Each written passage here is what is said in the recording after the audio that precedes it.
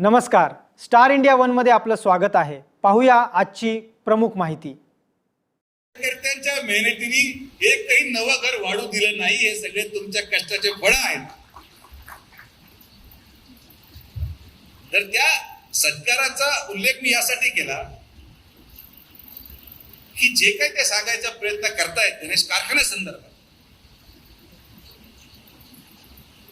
तर मी तुम्हाला एक गोष्टीची खात्री तेव्हाही दिली आणि आजही देतो की या क्षणापासून किंवा त्या दिवसापासून ज्या कालावधीमध्ये आपल्या पॅनलचा पराभव झाला त्या कालावधीपासून तर शेवटच्या जोपर्यंत मी आहे तोपर्यंत गणेश सहकारी साखर कारखान्याची निवडणूक मी लढवणार नाही, आमचे लोक लढवणार नाही, आमचे कार्यकर्ते लढवणार नाही। तो कारखाना तुमचा आहे, तुम्ही चालू। आम्ही तर म्हणतो ना आम्हाला पाहिजे, मी सांगतो लिहून स्टॅम्प पेपरवर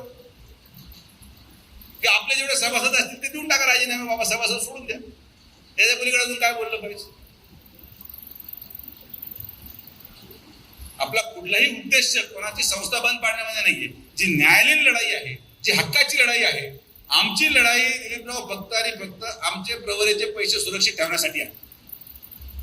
कारण की ते पैसे प्रवरेच्या सभासदांचे आहेत, सुजय विखेंचे नाहीये, राधाकृष्ण विखेंचे नाहीये, ते प्रवरेच्या सभासदांचे आहेत। ज्या सभासदांचे पैसे आज आपण लावून तो कारखाना पुनर्जीवित केला, त्या पैशाच्या हक्काची लढाई आहे आणि ती लढाई लढावंच लागेल। त्या व्यतिरिक्त आमचा कोणाचाही द्वेष नाही, आमच्या कोणाबद्दल आम्हाला काही मांडायचं पण नाहीये। आणि जे आज संगमनेरहून येऊन इथं भाषण केलं की आपला ऊस बाहेरच्या लोकांना घेऊ जाऊ देणार नाही, बाबांनो आम्ही गणेश कारखाना चालत असताना तुम्ही किती ऊस नेला याचा हिशोब द्या। साकुरीमध्ये टाळ्या होत्या, नावं देतो मी, साकुरीमधून कोणाचा ऊस नेला संगमनेरनी, गणेश परिसरातून कोळपवडीने किती ऊस नेला, संजुरीने किती ऊस नेला। मग जेव्हा आम्ही कारखाना चालवत होतो तुम्ही नेताना चालतो आणि तुम्ही चालवायला लागले तर आम्ही न्यायचं नाही। आम्ही आमच्या कार्यकर्त्यांना जगवणार, आमच्या कार्यकर्त्यांना जिथं इच्छा असेल ते ऊस द्यायचं स्वातंत्र्य त्यांना आहे आणि ते देतील, त्यांना कोणी बळजबरी करू शकत नाही।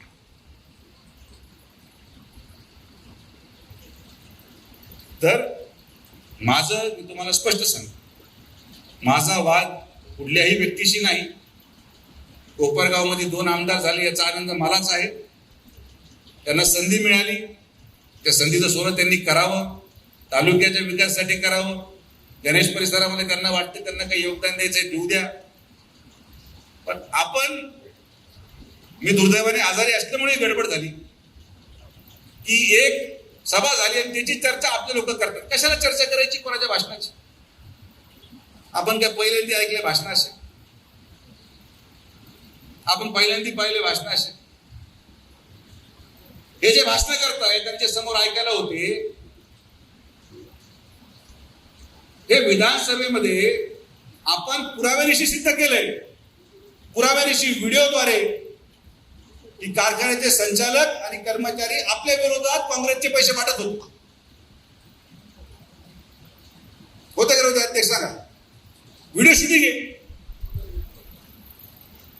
आपल्याला नवं आहे काय सगळ्या गोष्टी? आम्हाला नाही फरक पडत, बाबा तुम्ही सगळी ताकद लावा, जी लावायची लावा, अजून कोणी राहिला असेल त्यालाही बोलून घ्या। या तालुक्यामध्ये सर्वसामान्य माणसं आणि संघटनेच्या कार्यकर्ते जोपर्यंत प्रामाणिक आहेत तोपर्यंत भारतीय जनता पार्टी आणि विखे पाटील साहेबांच्या केसाला धक्का सुद्धा लागणार नाही। ही ताकद आपली आहे, ही संघटनेची ताकद आहे, ही तुमची ताकद आहे।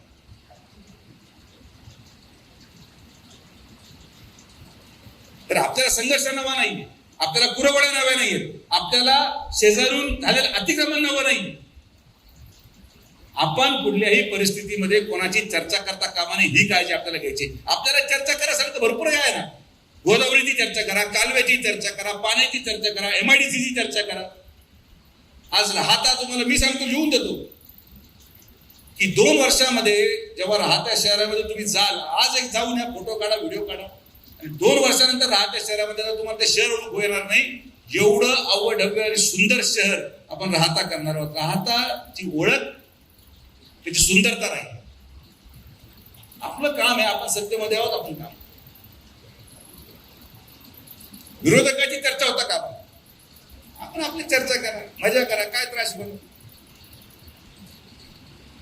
सगळ्यांचे काम होतील असंही नाही, काही कामं मागं राहतील, काही कामं पुढे येतील.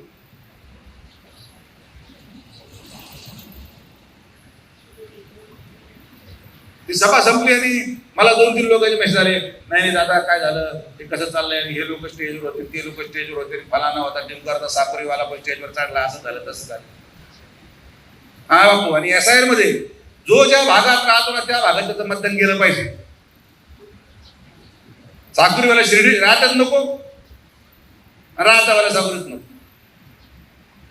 तो साकुरीत राहतो तर साकुरीत मतदान जाईल, आणि जर राहतात तर मतदान राहतात.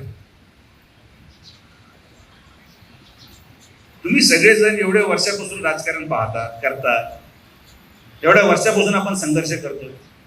हे काही नवं आहे आपल्यासाठी यार. आपण याच्यापेक्षा मोठे मोठे षडयंत्र उघडून फेकलेले आहेत. आज तर सुवर्ण काळ आहे, काही नाही आपल्याकडे.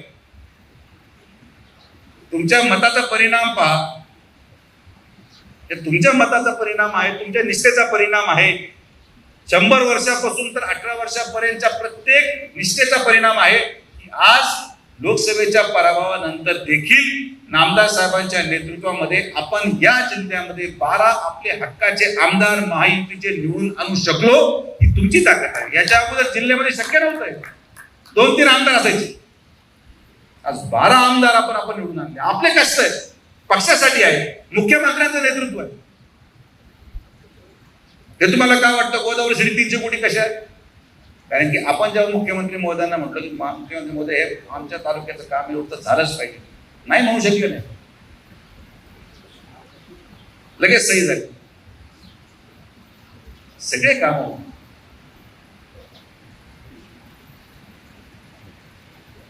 तर चर्चा करण्यासाठी गोष्टी भरपूर आहेत.